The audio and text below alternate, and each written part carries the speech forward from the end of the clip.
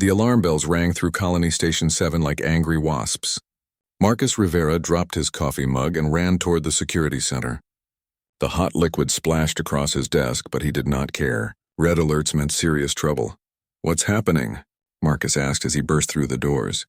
His partner Jen Walsh looked up from her computer screen. Her face was pale. "The Vorthak cubs are missing," she said. "All 3 of them." Marcus felt his stomach drop. The Vorthak were the most dangerous predators on the station. They looked like giant cats that walked on 2 legs with razor-sharp claws and teeth that could cut through metal. Their cubs were almost as deadly as the adults, even though they were small. "When did they disappear?" Marcus asked. "Sometime during the night shift. High Matriarch Shalthis found their sleeping area empty this morning." Marcus grabbed his security gear. As the human security chief, he had dealt with many problems on the station, but missing Vorthak cubs was the worst kind of emergency. These were not just any cubs. They belonged to the most powerful Vorthak family on the station. The walk to the Vorthak section felt longer than usual. Marcus could hear angry roars echoing through the corridors. Other aliens pressed themselves against the walls as they passed. Everyone knew that angry Vorthak meant danger for everyone. The Vorthak living area smelled like a wild forest. Marcus had been there before, but the scent always surprised him. It was not unpleasant, just very different from the clean air in the human sections. High Matriarch Shalthis stood in the center of the room. She was 8 feet tall with silver and black fur.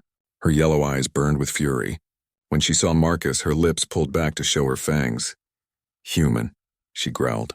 "Your people promised security. Where are my cubs?" Marcus kept his voice calm and steady. "We will find them, Matriarch. Can you tell me exactly what happened?" Shalthis paced back and forth like a caged animal. "I checked on them before sleeping. They were safe in their nest. This morning, they were gone. No sounds of fighting, no broken doors. They simply vanished." Marcus looked around the nursery area. The sleeping nest was a circular platform covered with soft materials. It was surrounded by toys that looked more like weapons to human eyes. Everything appeared normal except for one thing. The cubs were not there. "Has anything like this happened before?" Marcus asked. "Never," Shalthis snarled. "Vorthak cubs do not wander off. They are too smart. Someone took them." Marcus nodded and began taking pictures with his scanner. The other Vorthak in the room watched him with suspicious eyes. He knew what they were thinking. Humans were weak creatures with no claws, no fangs, and no real strength.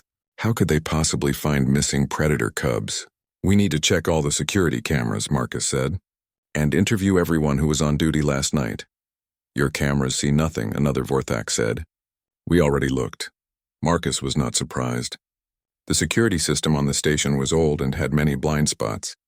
But he had learned that sometimes the most important clues were the things that seemed normal. "I still need to see everything," Marcus said. "Sometimes humans notice different things than other species." Shalthis made a sound that was half growl, half laugh. "Yes, humans see weakness everywhere. Perhaps that will help." Marcus ignored the insult. He had worked with many different alien species over the years. Most of them thought humans were too soft and friendly to be good at security work. They were often surprised when Marcus solved cases that stronger species could not figure out. Back at the security center, Marcus and Jen watched hours of camera footage. The night shift had been quiet.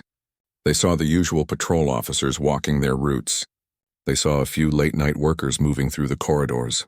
Nothing looked suspicious. "Wait," Jen said. "Go back to camera 7. Marcus rewound the footage. Camera 7 showed the main corridor that led to the Vorthak section. "There," Jen pointed at the screen. "Patrol Officer Chen. He walked past the Vorthak area 3 times last night." Marcus studied the footage carefully. Danny Chen was a good officer who had worked on the station for 2 years. His patrol route normally took him past the Vorthak section once per shift. 3 times was unusual. "Maybe he heard something," Marcus said. "We should talk to him." They found Danny in the patrol office filling out his shift reports. He was a young man with black hair and kind eyes. When he saw Marcus and Jen, he looked nervous. "Danny," Marcus said, "we need to ask you about last night." "What about it?" Danny's voice was higher than normal. "You walked past the Vorthak section 3 times. That's not your usual route." Danny's face turned red. I thought I heard something, so I went back to check." "What kind of sound?" Like small animals. But when I got there, everything was quiet." Marcus watched Danny's face carefully. The young officer was definitely hiding something, but it did not feel like guilt. It felt more like embarrassment or fear. "Danny, this is very important. The Vorthak cubs are missing. If you know anything at all, you need to tell us." Danny's eyes went wide. "Missing? But they're—" He stopped talking and looked away. "They're what?" Jen asked. "Nothing. I don't know anything about missing cubs." Marcus decided not to push harder right now. Danny was scared, and scared people often said things they did not mean. Better to let him think about it and come back later. As they left the patrol office, Jen shook her head. "He knows something." "Yes, but I don't think he hurt the cubs." "Danny's not that kind of person." "Then what's he hiding?" Marcus thought about it as they walked back to the security center.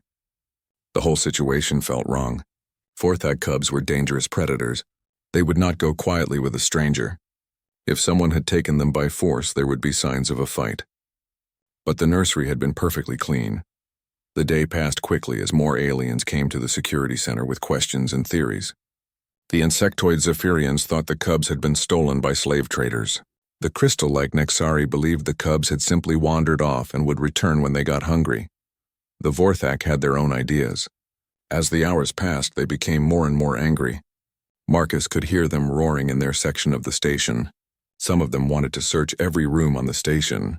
Others wanted to question every non-Vorthak with force. As evening came, High Matriarch Shalthus arrived at the security center. Her yellow eyes glowed with controlled rage. "Human," she said. "You have had one full day. Where are my cubs?" "We're still investigating," Marcus said. "These things take time." "Time?" Shalthus leaned forward. "Every moment my cubs are missing, they are in danger. Or perhaps they are already dead." Marcus felt the weight of responsibility on his shoulders. 3 innocent cubs were missing, and an entire species was ready to tear the station apart looking for them. "Give us until morning," Marcus said. "If we haven't found them by then, you can conduct your own search." Shalthus studied his face for a long moment. Finally she nodded. "Dawn, human. After that we hunt in our own way." As she left, Marcus knew that time was running out. If the Vorthak started their own investigation, the peaceful cooperation between species on the station would be destroyed. And somewhere out there, 3 small predators were missing from their family. Marcus could not sleep that night. He kept thinking about the missing cubs and Danny Chen's nervous behavior. Something important was being missed, and he could feel it like an itch he could not scratch. At 2 in the morning, he gave up trying to rest. Marcus put on his security uniform and decided to walk the same patrol route that Danny had taken the night before. Sometimes seeing things with his own eyes helped him understand what really happened. The station was quiet during the night shift. Most aliens were sleeping, and only a few security officers moved through the corridors.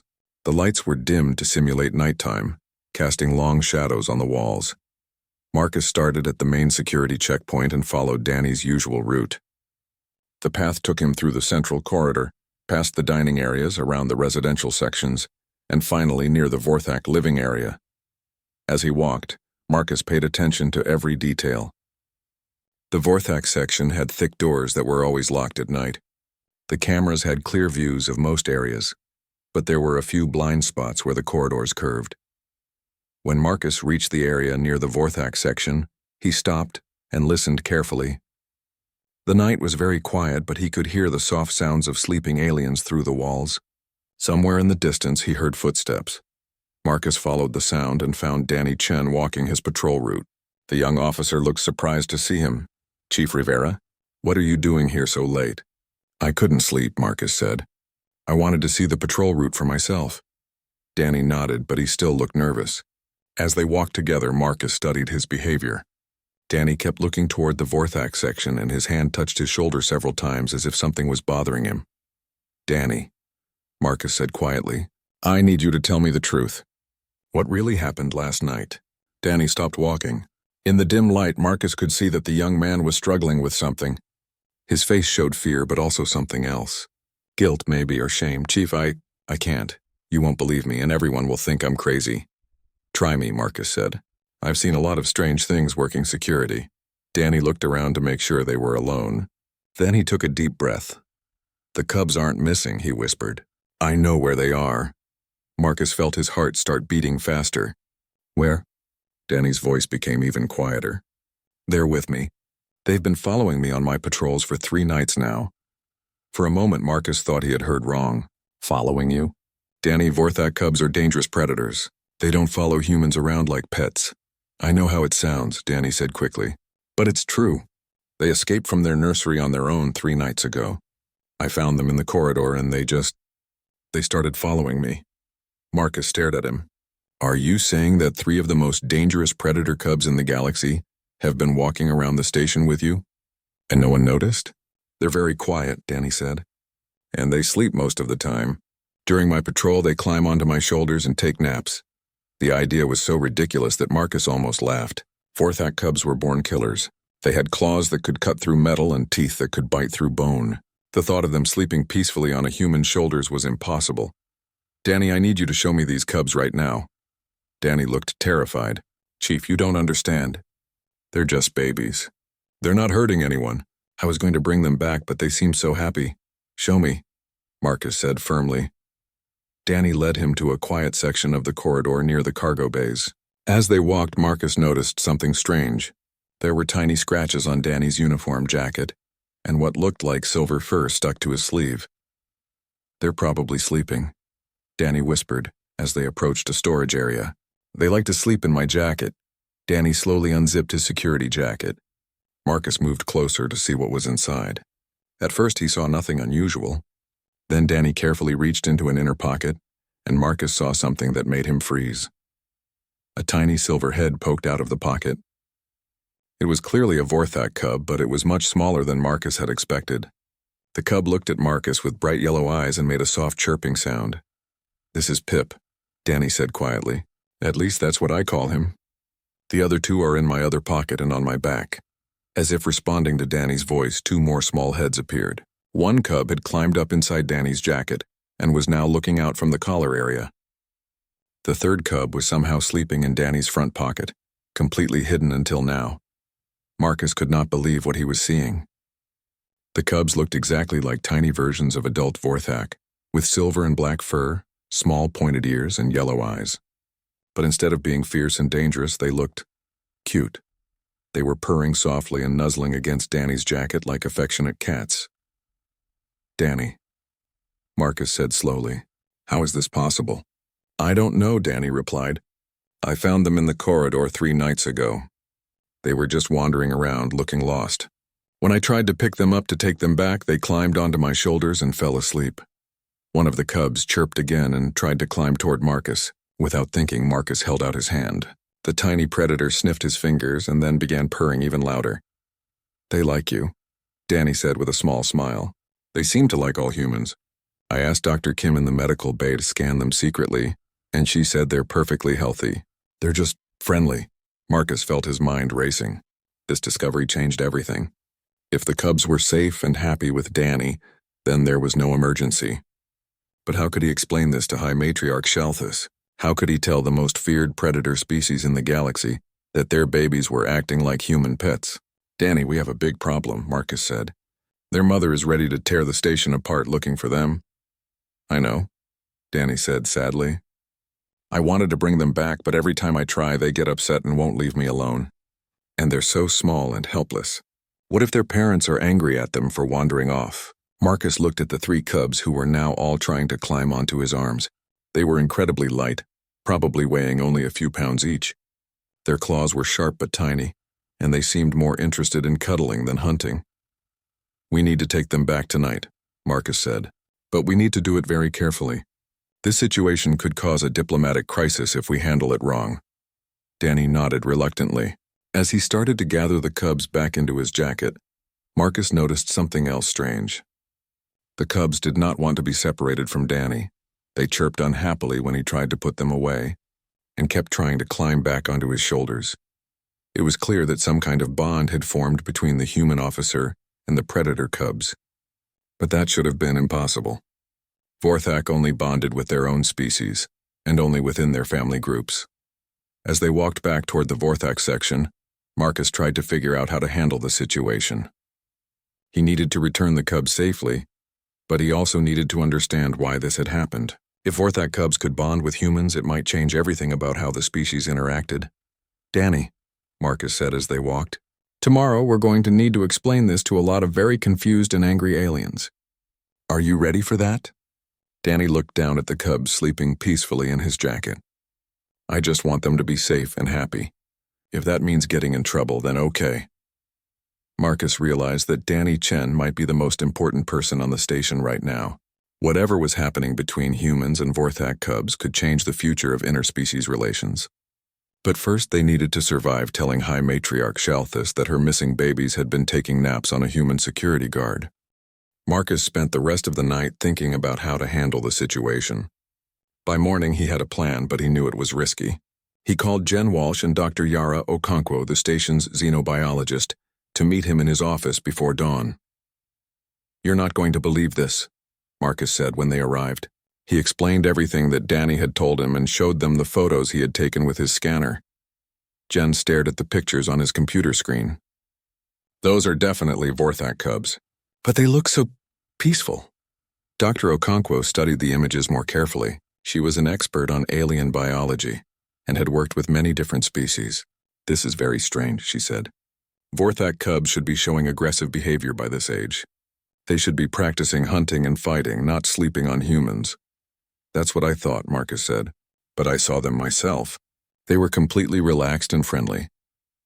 "We need to document this properly," Dr. Okonkwo said.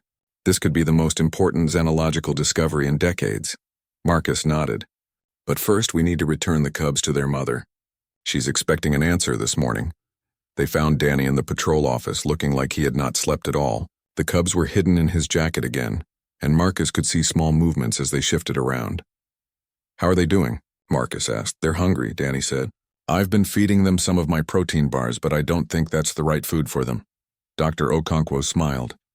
"Actually, protein bars are fine for young Vorthak. They're omnivores, so they can eat almost anything that has protein and nutrients."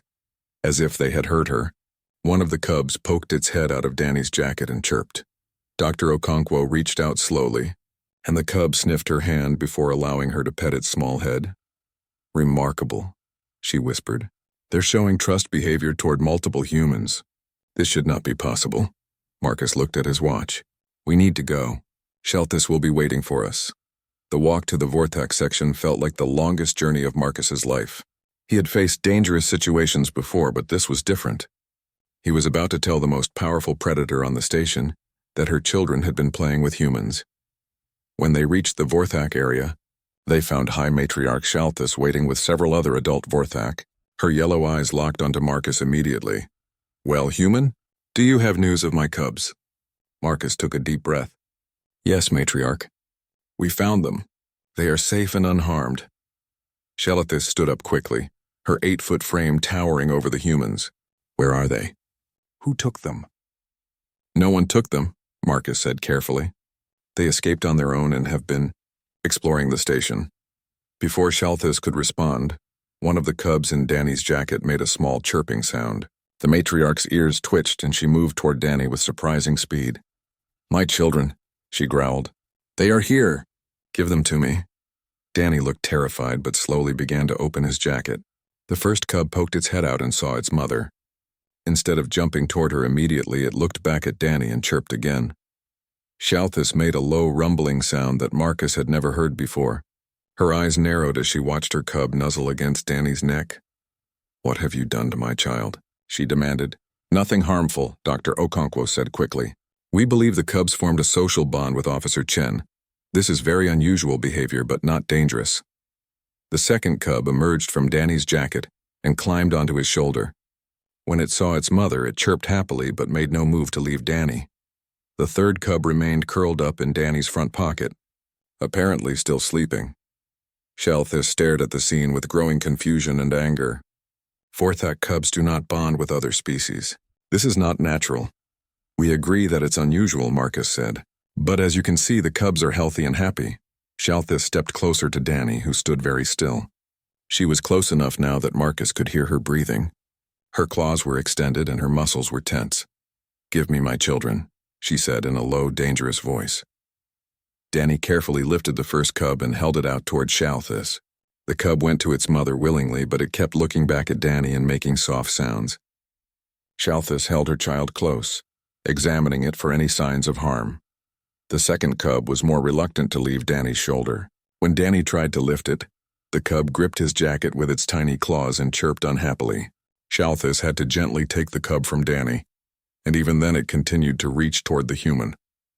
The third cub was still sleeping when Danny carefully lifted it from his pocket. This one seemed the youngest and smallest. When it woke up and saw all the adult Vorthak staring at it, the cub made a frightened sound and tried to burrow back into Danny's hands. Shalthis took her third child, but her expression was now more confused than angry. The cubs were clearly healthy, but their behavior was completely wrong by Vorthak standards. "How long have they been with you?" she asked Danny. 3 nights, Danny replied quietly. "I found them wandering in the corridor. They seemed lost, so I took care of them." "Took care of them how?" Danny looked at Marcus for support. "I fed them, kept them warm, let them sleep during my patrols." Dr. Okonkwo stepped forward. "Matriarch, we would like to study this phenomenon. The bond between your cubs and humans could be very important for interspecies relations." Shalthis held her 3 cubs close, but Marcus could see that they were still trying to look at Danny. The cubs were making soft chirping sounds and reaching toward the human with their small paws. "This is not normal," Shalthis said. "Vorthak cubs are fierce from birth. They should not act like pets." "They're not pets," Danny said suddenly. Everyone looked at him in surprise. "They're just babies. They were scared and alone, so I helped them. They helped me too. My patrols were less lonely with them along." One of the cubs in Shalthis's arms chirped loudly and squirmed toward Danny. The matriarch looked down at her child, then back at the human. For the first time since Marcus had known her, Shalthis looked uncertain. "This changes nothing," she said finally. "My cubs will remain with their pack. They will learn proper Vorthak behavior." But as she spoke, all 3 cubs continued to reach toward Danny. Their chirping became more distressed as their mother held them away from the human they had bonded with. Marcus realized that this was about more than just returning lost cubs. Something unprecedented was happening between humans and Vorthak, and no one understood what it meant. "Matriarch," Marcus said carefully, "perhaps we could arrange for Officer Chen to visit the cubs sometimes, just to help with the transition?" Shalthis looked at him with sharp eyes. "You think my cubs need a human to be happy?" "I think they've formed an attachment," Dr. Okonkwo said. "Separating them completely might cause distress for both the cubs and Officer Chen." The cubs were now chirping almost constantly, and Danny looked like he was about to cry. Marcus could see that this situation was more complicated than anyone had expected. The next few days were tense for everyone on the station. High Matriarch Shalthis had taken her cubs back to the Vorthak section, but the young predators were clearly unhappy. Their distressed chirping could be heard through the thick walls, and several Vorthak reported that the cubs were not eating properly. Danny Chen was also struggling. He had become attached to the cubs during their 3 nights together, and now he seemed lost without them. Marcus found him staring at empty corridors during his patrols, and his work performance was suffering. Dr. Okonkwo spent her time researching everything she could find about Vorthak behavior and human-alien bonding. What she discovered was troubling. "There's almost no information about this kind of cross-species bonding," she told Marcus in her laboratory. "Most studies focus on why different species can't form close relationships, not why they sometimes can." Marcus watched her work at her computer. The lab was filled with samples and data from dozens of alien species. "What about the cubs' behavior? Is it normal for them to be so upset?" "According to Vorthak biology, young cubs should adapt quickly to any situation," Dr. Okonkwo said.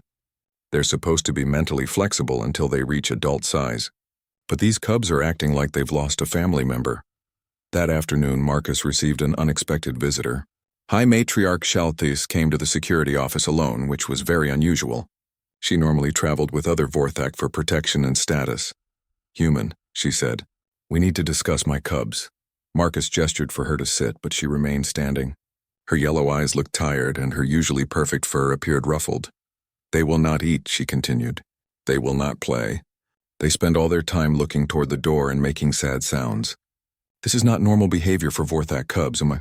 "I'm sorry to hear that," Marcus said. "Is there anything we can do to help?" Shalthis was quiet for a long moment. "I have been thinking about what your doctor said. About bonding between species, perhaps there is something about humans that my cubs recognize." Marcus was surprised by her thoughtful tone. What do you mean? In the old stories of my people, there are legends about the first pack. They say that long ago, before we became hunters, we lived with other creatures in harmony. Most Vorthak believe these are just children's tales. She moved closer to Marcus's desk. But what if they are not just stories? What if there is something in our ancient memory that recognizes humans as pack friends? Marcus felt his heart racing. That's a very interesting theory. I want to try something, Shalthus said. I want your Officer Chen to visit my cubs, just for a short time to see if they will eat when he is present. Marcus was surprised by the request. Are you sure? The other Vorthak might not understand. The other Vorthak do not have cubs who refuse to eat, Shalthus replied. I will try anything to help my children. Marcus called Danny to his office and explained the situation. The young officer's face lit up with hope. I can visit them? Really? Just for a few minutes, Marcus said, and only if the matriarch is present the whole time. When they arrived at the Vorthak section, Marcus could immediately hear the cubs' distressed chirping. The sound was much louder than it had been before, and it tugged at his heart. Shalthus led them to the nursery area. The 3 cubs were huddled together in their sleeping nest, but they were not sleeping. They looked smaller than Marcus remembered, and their fur appeared dull. The moment Danny stepped into the room, all 3 cubs lifted their heads. Their chirping changed from sad to excited, and they began climbing out of their nest. Careful, Shalthus warned. They are very energetic when they see you. The cubs rushed to Danny, climbing up his legs and onto his shoulders with surprising speed. Their chirping became happy purring sounds, and they nuzzled against his face and neck. Danny sat down on the floor so they could reach him more easily. Hey there, little ones, Danny said softly. I missed you too.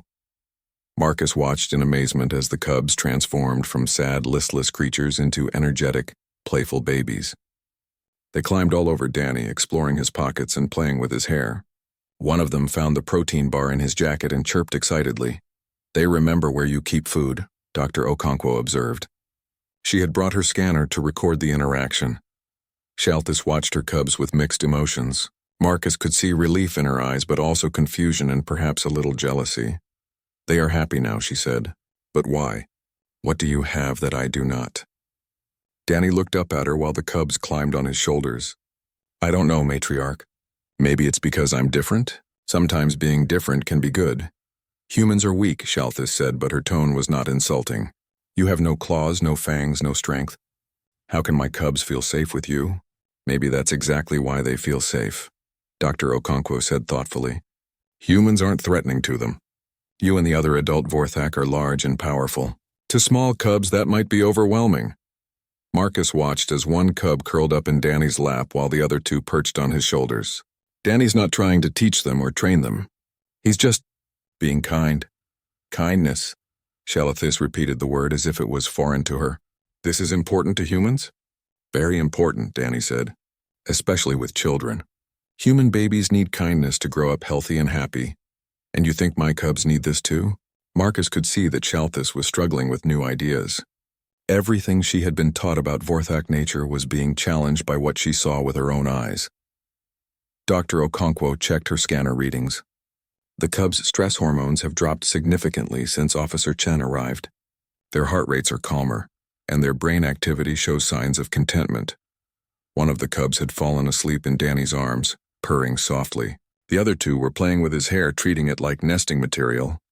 I have a proposal, Marcus said carefully. What if we set up a schedule? Danny could visit the cubs for a short time each day just until they're older and more independent. Shalthus considered this. The other Vorthak would not understand. They would think I am weak for allowing this. Or they might think you're wise for finding a solution that helps your cubs. Danny said, Isn't helping your children more important than what others think? The matriarch looked at her cubs, who were now completely relaxed and happy. For the first time since Marcus had known her, Shalthus seemed uncertain about traditional Vorthak ways. I need time to think about this, she said finally. But the cubs may have one more visit tomorrow. As they prepared to leave, the cubs became distressed again. They chirped unhappily and tried to follow Danny out of the room. It was clear that they did not want to be separated from him. This is harder than I thought it would be, Danny said quietly as they walked back to the security office. Marcus nodded. but you're helping them. And maybe you're helping all of us understand something important about how different species can work together. Dr. Okonkwo was already analyzing the data from her scanner. I'm seeing patterns here that could change everything we know about interspecies relationships, she said excitedly.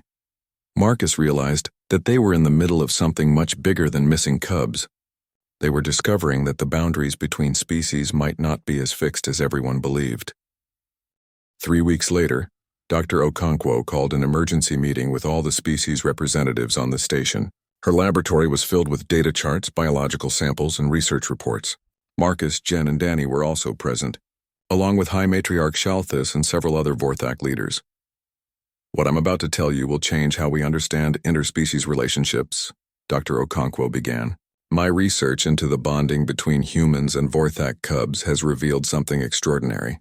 She activated her presentation screen, which showed detailed scans of brain activity and hormone levels.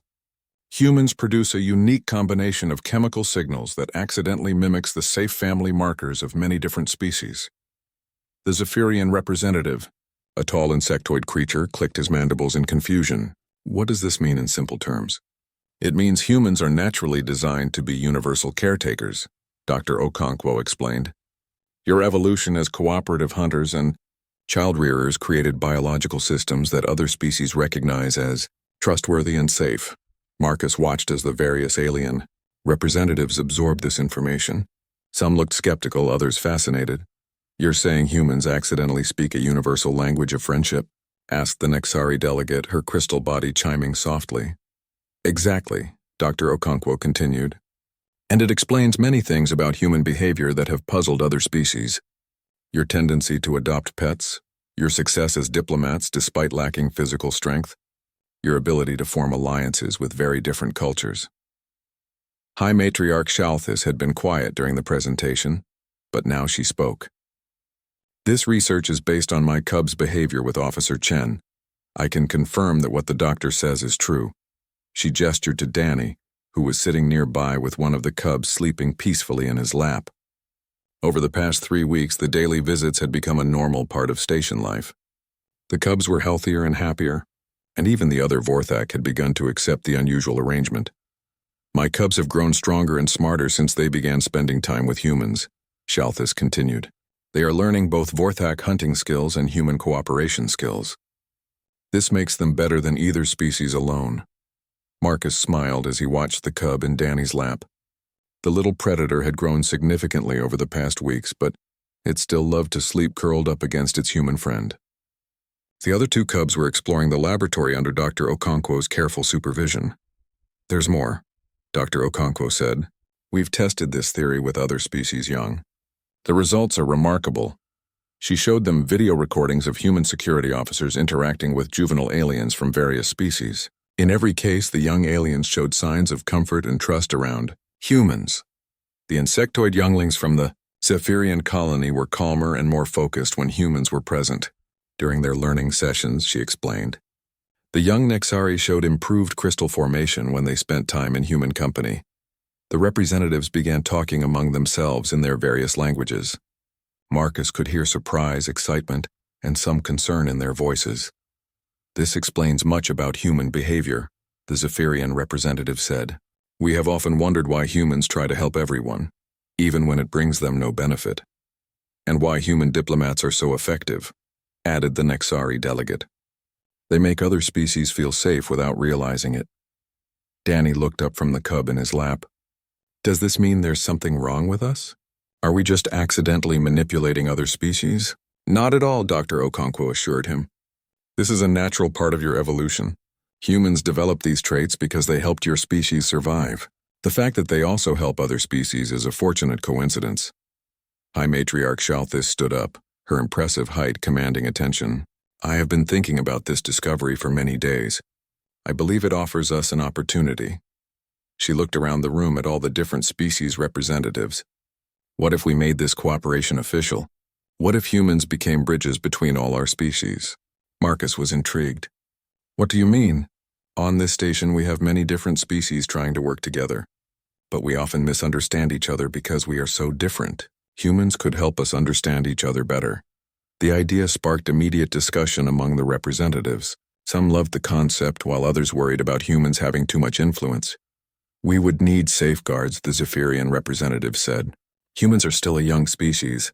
How do we know they won't use this ability for their own benefit? Danny spoke up from his seat. Because that's not who we are. When I found these cubs, I didn't think about how I could use them. I just wanted to help them. One of the cubs on Danny's shoulder chirped in agreement as if it understood the conversation. The sound made several of the alien representatives smile. Perhaps we could start with a trial program, Marcus suggested. Humans could work as mediators when different species have disagreements. We could help with translation and understanding. And childcare, Shalthis added. Human caregivers could help with multi-species nurseries and education programs. Dr. Okonkwo was taking notes rapidly.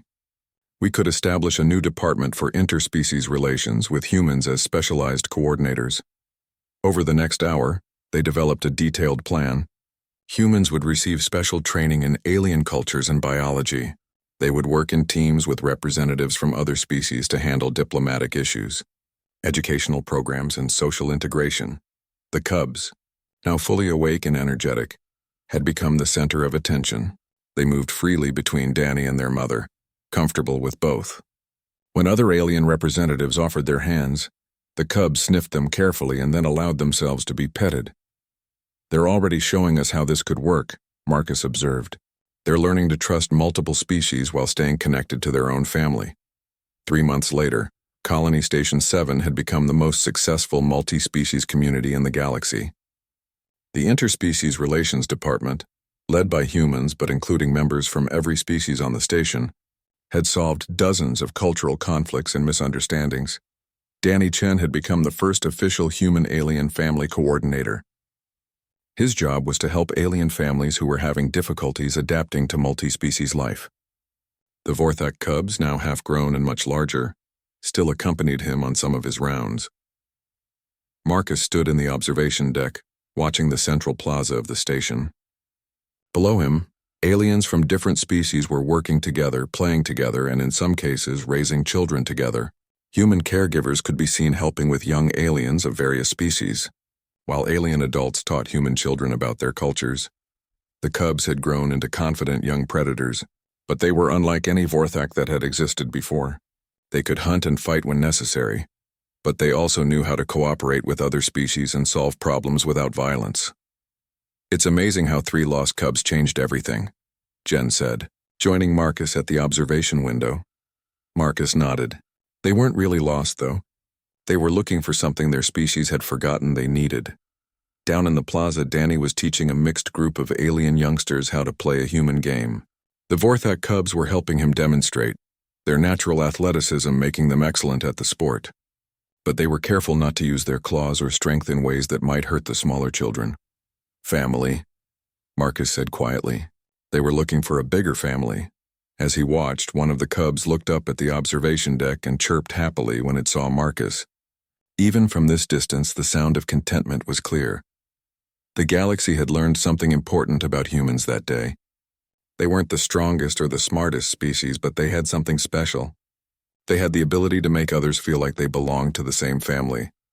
And sometimes, Marcus thought as he watched the peaceful scene below, being family was more powerful than being strong.